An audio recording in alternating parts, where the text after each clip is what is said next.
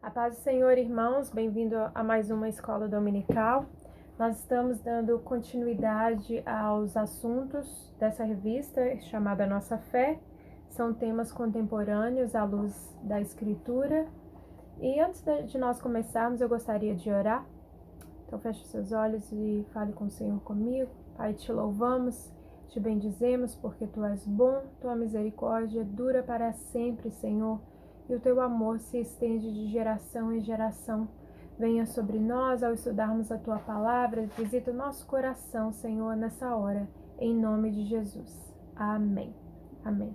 Irmãos, nós vamos hoje estar começando a falar sobre política. E são duas lições dessa revista dedicadas a esse assunto.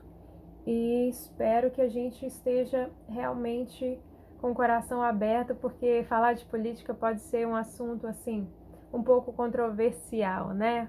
Um assunto suculento, como dizem os antigos.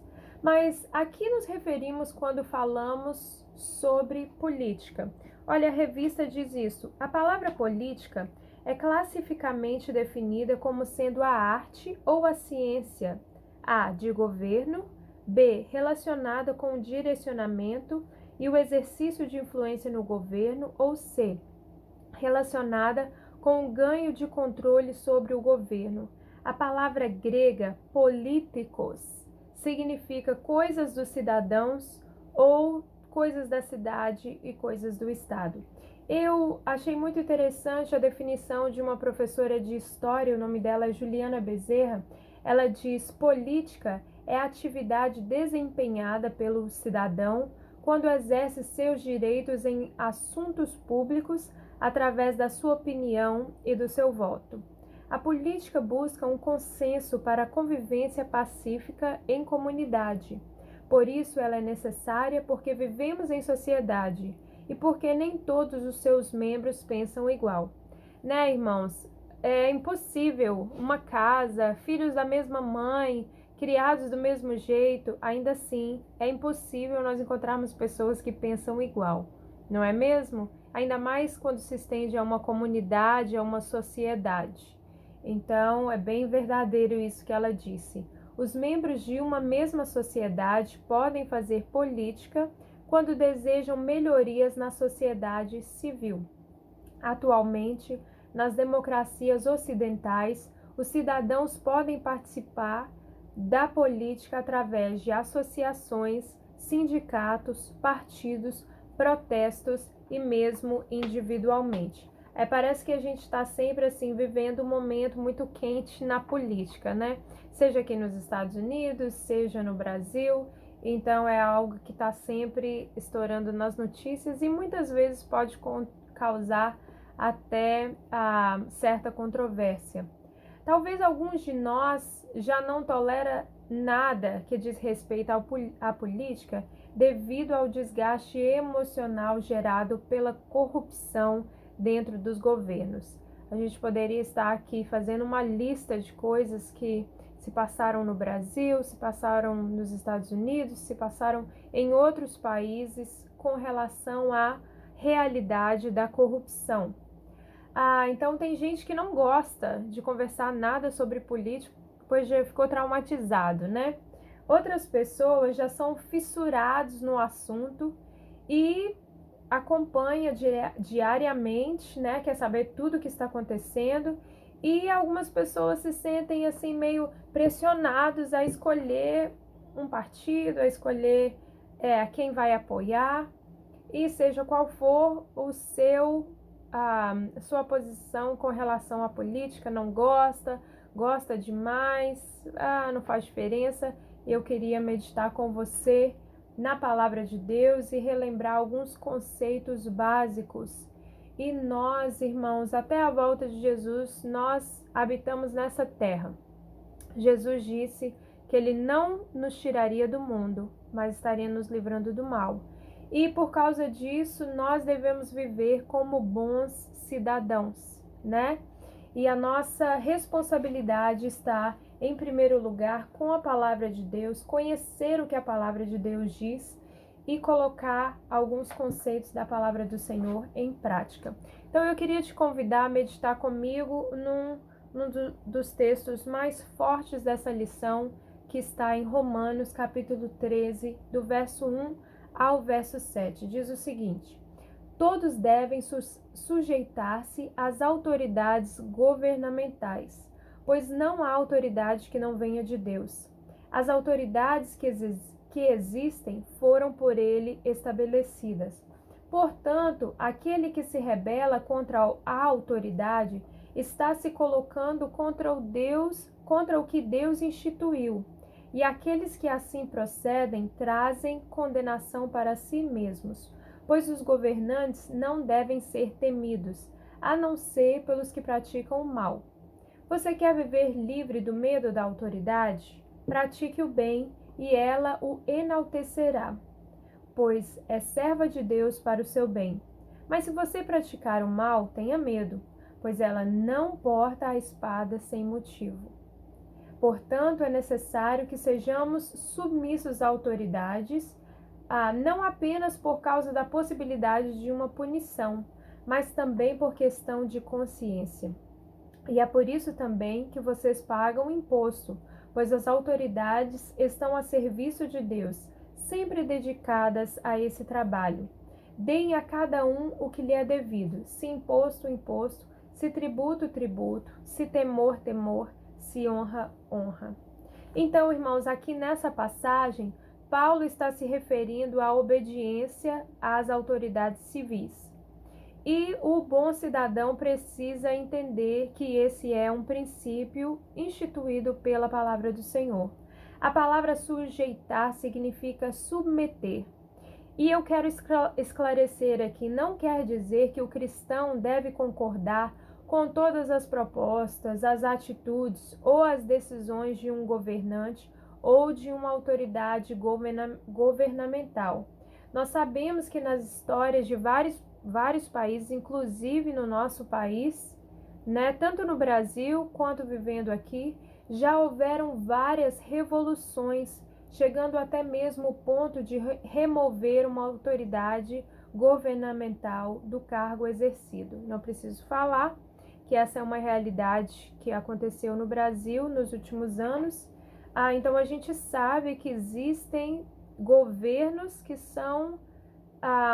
foram corrompidos e que foi mesmo necessário que tais autoridades fossem removidas do cargo. Mas isso não fere o princípio estabelecido pelo Senhor de que a autoridade governamental, ou seja, o cargo que tal governante representa, desde um vereador até um presidente, isso se estende a cargos públicos, isso se estende a lei, a policiais, a autoridades militares. Essa autoridade foi estabelecida pelo Senhor. Então, esse cargo, esse papel governamental, não necessariamente aquela pessoa, mas o que aquela pessoa representa, foi estabelecido no Senhor.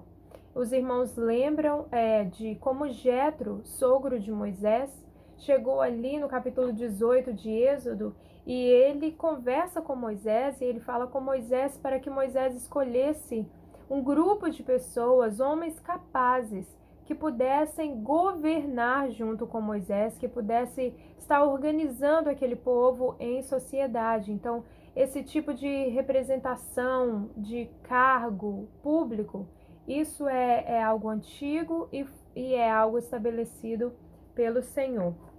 A revista diz algo interessante. O governo ou o Estado não é uma instituição meramente projetada pela humanidade para a organização de suas interações sociais, mas uma dádiva benevolente de Deus a pecadores. A teologia reformada reconhece que o estabelecimento do Estado é posterior à queda, voltando a Gênesis, que ele é uma estrutura dada por Deus aos homens e que qualquer governo tem esfera e limitações próprias. Em um mundo submerso em pecado, Deus aponta uma instituição que abriga o princípio divino da autoridade. Essa autoridade tem a fonte na própria pessoa de Deus e serve para a contenção do pecado, da violência e do arbítrio, para deixar claro o caminho dos justos e pacíficos, para a promoção do bem e repreensão do mal. Então, irmãos, o fato de haver governo é um princípio realmente de organização, é um princípio de pacificação. Eu sei que às vezes a gente perde um pouco, né, esse conceito. É difícil a gente aceitar isso pelo fato de ver tanta corrupção já acontecendo, mas nós precisamos nos voltar para o que a palavra de Deus diz e como tudo isso foi criado e qual era a intenção do Senhor em criar tudo isso. Existem outros textos bíblicos que falam sobre a importância das autoridades. Tito 3:1, Paulo diz o seguinte: todos devem sujeitar-se a autoridades governamentais, pois não há autoridade que não venha de Deus. As autoridades que existem foram por ele estabelecidas. 1 Pedro 2, 13 e 14. Por causa do Senhor, sujeitem-se a toda autoridade constituída entre os homens, seja ao rei como a autoridade suprema, seja aos governantes como por ele enviados para punir os que praticam mal e honrar os que praticam bem. Veja, irmãos, que interessante essa passagem. Nós nos submetemos às autoridades não porque são pessoas boas, muito menos perfeitas. Não é nem sequer porque foi aquela pessoa que foi eleita aquele cargo. Nós devemos nos submeter, respeitar e honrar por causa do Senhor, de acordo com essa passagem de 1 Pedro. Então nós nos submetemos, nós honramos, nós respeitamos aquela autoridade por causa do Senhor. E às vezes a gente pode pensar assim, como que eu posso ter essa atitude? Como que eu posso honrar se eu nem respeito aquela autoridade ou aquele governo ou aquele governante? Paulo nos responde isso em Romanos 3. E é muito interessante que a sugestão dele, quando ele fala de se submeter, ele liga isso falando sobre o bom cidadão não se envolver em rebeliões ou incentivar rebeliões. Voltando a Romanos 13, verso 1 e 2, todos devem sujeitar-se às autoridades governamentais, pois não há autoridade que não venha de Deus. As autoridades que existem foram por ele estabelecidas. Preste atenção no verso 2. Porquanto aquele que se rebela contra a autoridade está se colocando contra o que Deus instituiu, e aqueles que assim procedem trazem condenação para si mesmos. Perceba, irmãos, que Paulo não está aqui dizendo que todo governante é bom ou é justo, nada disso. Aliás, ele nos diz claramente que existem autoridades governamentais que praticam mal. E eu tenho certeza que você já fez uma listinha mental aí de 20 nomes que já vieram, que você sabe que são governantes, mas são pessoas que praticam mal. Paulo também estava consciente disso. Veja Romanos capítulo 13, verso 3. Pois os governantes não devem ser temidos, a não ser pelos que praticam mal. Então, desde o tempo de Paulo, já existiam governantes que praticam mal, e nós sabemos que a justiça de Deus, ela vem às vezes através da justiça do homem, ou às vezes por algo que só o Senhor mesmo sabe, que ele vai disciplinar, que ele vai punir, que ele vai exigir satisfações com relação a essas maldades exercidas por governantes. Irmãos, pensem na pessoa de Paulo. Paulo foi preso, Paulo foi perseguido, Paulo sofreu violência, Paulo foi julgado, tudo isso por homens maus, alguns deles até em posições públicas, posições de autoridade. Contudo, ainda assim, o apóstolo nos lembra que isso não torna inválido o princípio da submissão a autoridades. Como servos do Senhor, Nós precisamos fazer a nossa parte como bons cidadãos, seja na questão do voto, na questão do imposto, que nós falaremos um pouquinho adiante, na questão do respeito e assim por diante. E novamente, sem incitar rebeliões desnecessárias. Romanos 13, de 5 a 7 diz: portanto, é necessário que sejamos submissos às autoridades, não apenas por causa da possibilidade de uma punição, mas também por questão de consciência. E é por isso também que vocês pagam imposto, pois as autoridades estão a serviço de Deus, sempre dedicadas a este trabalho. Deem a cada um o que lhe é devido, se imposto, imposto, se tributo, tributo, se temor, temor, se honra, honra. Veja, o Novo Testamento apresenta os judeus sob o domínio dos romanos e a igreja em situação de perseguições, prisões e martírios. A interação política, no sentido de participação ou influência no governo, era praticamente nula. Apesar disso, é nesse meio que são registrados na Escritura, ainda no período de formação do Cânon, instruções preciosas sobre o governo, o reconhecimento e limite do Estado, bem como as obrigações dos cidadãos cristãos para com o governo e com os governantes. Então, irmãos, nós precisamos de fazer a nossa parte como servos do Senhor e bons cidadãos. Nós temos visto aqui nesse país, devido à ação, à atitude de violência de alguns policiais, como que de repente houve esse desmerecimento da força da lei, dos policiais. E nós precisamos nos lembrar, né, que existem homens maus em todo lugar. O governo, a polícia, a força militar não é exclusa de uma coisa assim. E nós precisamos rever os nossos conceitos e precisamos realmente pensar que a palavra de Deus, ela condena essas rebeliões, esse espírito de rebeldia. E do outro lado, nós precisamos entender que é um princípio bíblico de respeitar as autoridades, tanto governamentais como a força pública. Olha, John Stott, em seu livro A Mensagem de Romanos, ele faz uma observação muito interessante a respeito desse capítulo 13 de Romanos. Ele diz: ao escrever sobre o ministério do Estado, Paulo usa 2 vezes a mesma palavra que usou em outras passagens para os ministros da igreja. Diaconia é um termo genérico que pode envolver uma grande variedade de ministérios. Aqueles que servem ao Estado como legisladores, funcionários públicos, magistrados, policiais, assistentes sociais, fiscais da Receita, são tão ministros de Deus quanto aqueles que servem na igreja como pastores, mestres, evangelistas e administradores. Irmãos, talvez isso seja muito difícil para nós ouvirmos devido à corrupção existente nos nossos dias e outros muitos problemas infiltrados no meio público. Mas aqui, mais uma vez, eu gostaria de falar: nós não podemos simplesmente ignorar o propósito divino e bíblico na existência de governos e suas funções.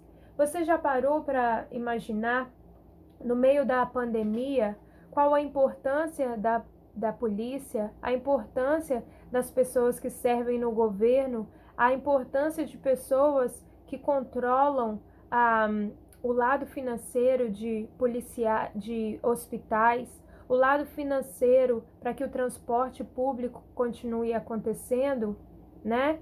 Eu sei que no começo da pandemia todos nós estávamos orando, intercedendo pelos governantes, e parece que agora que as coisas começaram a se acalmar, a gente esquece de que, como bons cidadãos, nós não podemos ser pessoas insensíveis a essa realidade, que a política faz parte da nossa vida e nós somos absolutamente influenciados por ela. Irmãos, temos vários exemplos na Bíblia de como Deus age através de pessoas que foram colocadas em posições públicas e governamentais. Lembra de José?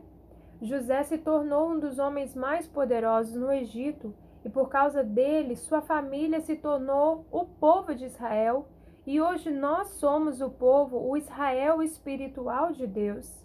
Lá com uma herança em José, Esdras e Neemias trabalharam para governantes que nem eram servos do Senhor, e os mesmos receberam permissão para reconstruir Jerusalém após o cativeiro. O profeta Daniel serviu um total de 5 reis babilônicos e 2 reis medo-persas. No governo de 3 deles, Nabucodonosor, Belsazar e Dário, o profeta Daniel serviu como primeiro-ministro. E até o decreto de César Augusto, o homem que se considerava Deus não tinha temor ao Senhor, ele foi usado como providência divina para que Jesus nascesse em Belém e se cumprisse profecias a respeito do Messias. Então nós precisamos ter isso em mente quando a gente pensa assim, não quero saber nada de política, não vou votar, vou votar nulo. Isso não é o papel de um bom cidadão, irmãos. Uma atitude dessa é contrária ao que a palavra de Deus nos ensina. Vamos pensar em um exemplo muito forte trazido pela revista, e eu realmente acho que isso é bem interessante. Um exemplo muito forte entre um servo de Deus e uma figura política, que foi a pessoa de João Batista. Lucas capítulo 3, verso 19 e 20, diz o seguinte: Todavia, quando João repreendeu Herodes, o tetrarca, por causa de Herodias, mulher do próprio irmão de Herodes, e por causa de todas as coisas más que ele tinha feito, Herodes acrescentou a todas elas a de colocar João na prisão. Eu creio que a maioria dos irmãos se lembra bem da pregação de João Batista.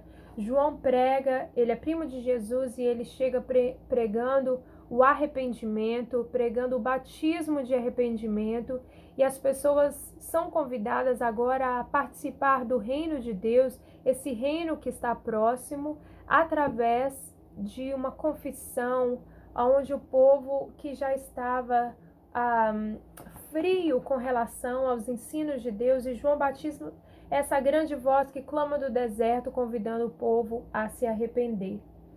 Em meio a tudo isso, João repreende abertamente o pecado do governante Herodes, que, ele está se relacionando com a com a esposa do próprio irmão, e João abertamente condena isso, e isso o leva primeiro à prisão e depois à morte. Então, irmãos, como nós falamos anteriormente, reconhecer autoridades governamentais como algo estabelecido por Deus não significa concordar com tudo que as autoridades fazem, de forma nenhuma.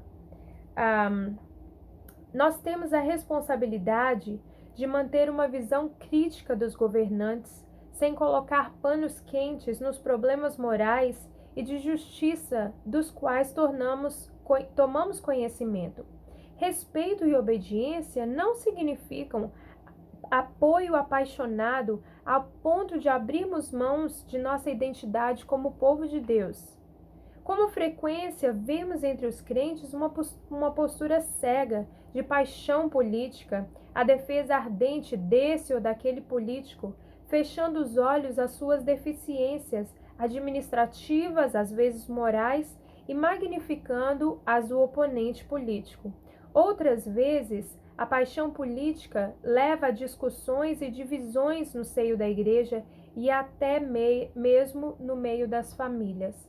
Irmãos, uma postura extrema com relação à política é uma postura perigosa, porque nós somos chamados a ser pessoas conduzidas pelo Espírito e sermos pessoas que estão cheias de domínio próprio.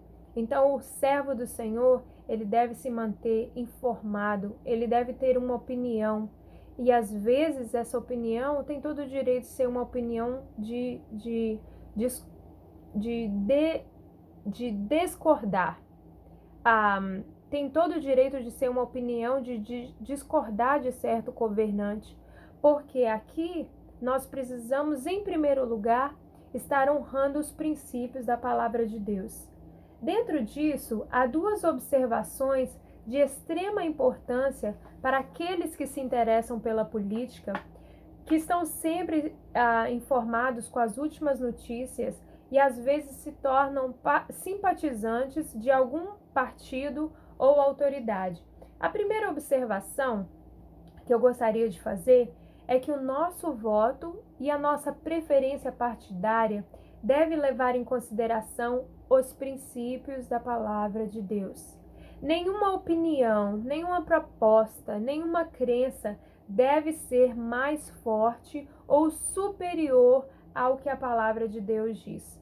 1 Tessalonicenses, capítulo 5, do verso 5 ao 6 e o verso 8, Paulo diz o seguinte: vocês todos são filhos da luz, filhos do dia. Não somos da noite nem das trevas. Portanto, não durmamos como os demais, mas sejamos, eu gosto muito dessas duas expressões, estejamos atentos e sejamos sóbrios. Verso 8. Nós, porém, que somos do dia, mais uma vez ele diz, sejamos sóbrios, vestindo a couraça da fé e do amor e o capacete da esperança da salvação. Irmãos, o que você entende como ser sóbrio?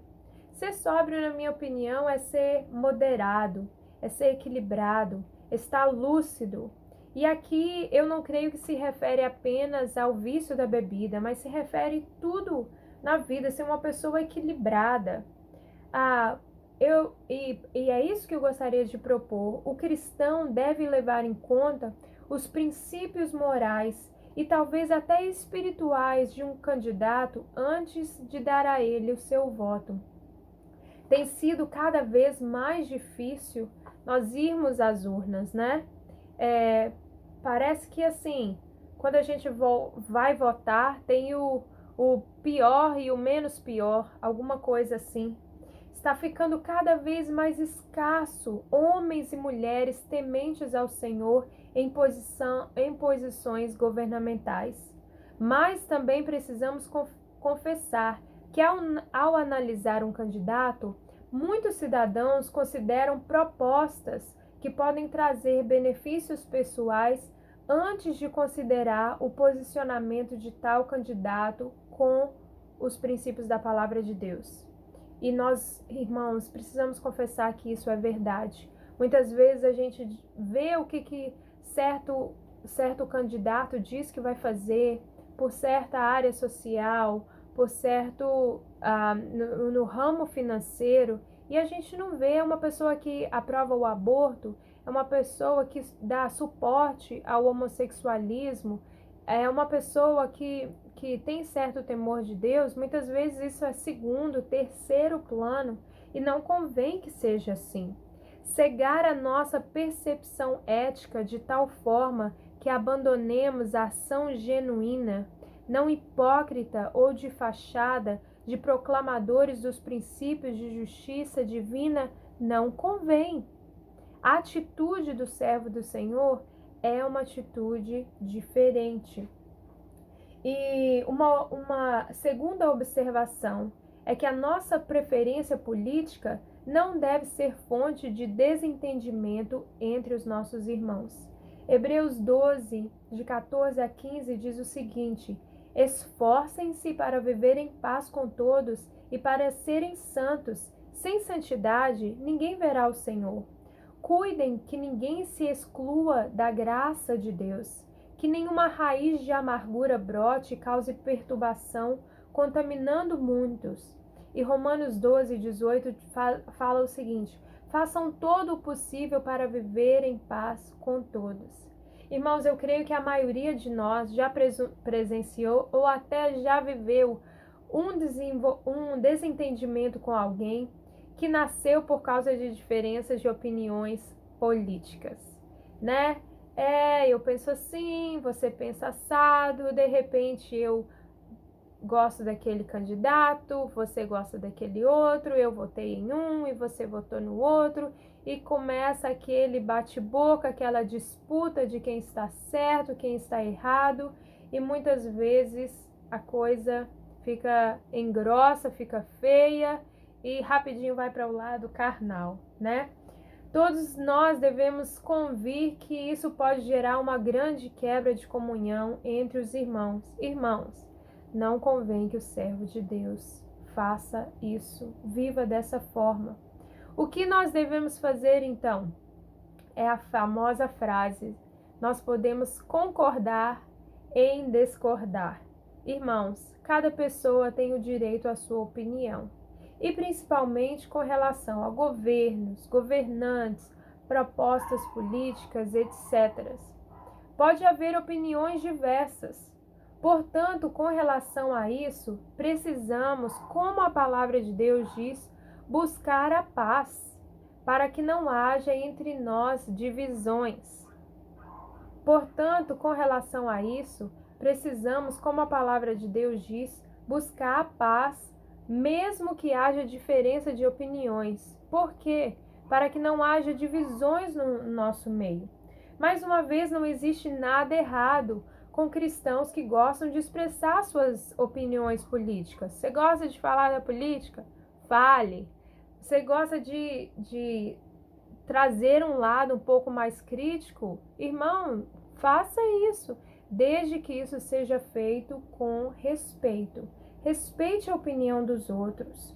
Não alimente discussões inúteis e, acima de qualquer coisa, nós não devemos sufocar o amor fraternal, causando dissensão e divisão no corpo de Cristo. Irmão, tenha cuidado. Se a coisa já está caminhando para um lado pessoal, já alterou voz, já esquentou o sangue, não dê continuidade a esse tipo de argumento, que isso não vai levar a nenhum tipo de acréscimo de comunhão, né? Às vezes a gente precisa fazer isso, acalmar, falar, ok, nós pensamos diferentes, vamos concordar aqui em discordar. Você tem a sua opinião, eu tenho a minha opinião, e nós somos um no Senhor. Bola para frente. Devemos ter ciência de nossas responsabilidades como cristãos e tranquilidades em nossas atividades na sociedade, que devem ser desempenhadas com o senso mais alto de justiça, honestidade e propriedade. Assim, somos de fato sal da terra e luz do mundo, e um bom testemunho para o Evangelho de Jesus, sempre com um olho crítico para os governantes, como fez João Batista. Então, aqui muito interessante isso. Nós podemos ter esse olho crítico, mas ao mesmo tempo nós não devemos alimentar dissensões por causa de pontos de vista diferentes com relação à política. O último ponto da lição diz a respeito do pagamento de impostos. Insatisfação com as autoridades governamentais não é nada novo, estava presente desde os tempos de Jesus na terra e se tornou motivo de polêmica entre os judeus, considerando que não eram poucos os que não queriam pagar impostos a Roma. Sabemos que isso se estende até os dias de hoje, e muitos cristãos, irmãos, sentem que têm a opção de escolha quando fala a respeito de impostos. Eu quero trazer aqui o texto de Mateus 22, de 16 a 22, diz o seguinte: Enviaram-lhe seus discípulos junto com os herodianos, que lhe disseram: Mestre, sabemos que és íntegro e que ensinas o caminho de Deus conforme a verdade. Tu não te deixas influenciar por ninguém, porque não te prendes à aparência dos homens. Dize-nos, qual é a tua opinião? É certo pagar imposto a César ou não? Mas Jesus, percebendo a má intenção deles, perguntou: Hipócritas, por que vocês estão me pondo à prova? Mostrem-me a moeda usada para pagar o imposto. Eles lhe mostraram um denário, e ele lhes perguntou: De quem é esta imagem e esta inscrição? De César, responderam eles. E ele lhes disse: Então, deem a César o que é de César e a Deus o que é de Deus. Os acusadores de Jesus esperavam que ele se posicionasse contra o pagamento de impostos. Jesus sabia das intenções malévolas e os chamou de hipócritas. mas pede uma moeda, aquela com a qual o tributo devia ser pago. O imperador Tibério reinava naquela ocasião. O denário tinha sua imagem em um lado e o seu trono no outro. A inscrição na moeda o identificava como sumo sacerdote e a cunhagem da moeda possuía não somente significado político, mas também religioso. Os imperadores viam-se a si próprios não somente como sumos sacerdotes, mas como deuses, e como tais queriam ser adorados. Na igreja primitiva, muitos cristãos foram martirizados por se recusarem a adorá-los. A palavra utilizada por Jesus em sua resposta, dai, ou seja, apodidom, pode ser traduzida como pagar de volta ou devolver. Refere-se a um débito ou obrigação devida a alguém. Não há a suposição de que havia escolha ou voluntariedade, era uma dívida. Mas os fariseus utilizaram uma palavra, donai, que tem o sentido de presente ou uma dádiva. Jesus está dizendo: a origem do dinheiro é César, então dê a ele aquilo que procedeu dele. O ensino, irmãos, é que os impostos são devidos, mesmo que seja um governo idólatra, blasfêmico, que é despótico, como era no caso de Jesus, do tempo de Jesus, né? Mesmo aquele governo que está prestes a executar o Filho de Deus. Pagar impostos não é uma dádiva, é um dever. Então, irmãos, existe algo muito precioso em nós entendermos que, com relação à política, em muitas coisas nós temos direito à nossa opinião, mas acima da nossa opinião estão os princípios da palavra de Deus. Submeter às autoridades, respeitar, honrar, pagar o tributo ou pagar o imposto, não está semeando rebeliões. E no meio de tudo isso, nós precisamos conservar o amor. Não podemos permitir que a política nos separe. Então, irmãos, vamos lá. Não vamos permitir que a política seja uma pedra de tropeço no nosso meio. O cristão moderno deve ser um cristão inteirado de tudo o que acontece na sociedade, inclusive nas áreas públicas e governamentais. Sabemos que Deus está sempre agindo na história e em breve Ele voltará para nos buscar e nós dizemos: Maranata, ora vem, Senhor Jesus.